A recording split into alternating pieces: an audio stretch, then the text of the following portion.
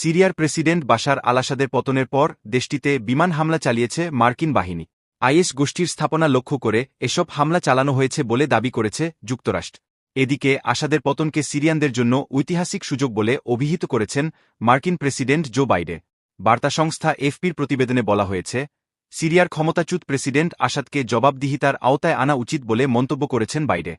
একই সঙ্গে এই রাজনৈতিক অস্থিরতাকে দেশ পুনর্গঠনের জন্য সিরিয়ানদের একটি ঐতিহাসিক সুযোগ হিসেবে বর্ণনা করে তিনি বলেন, সরকারের পতন একটি মৌলিক ন্যায় বিচারের কাজছি।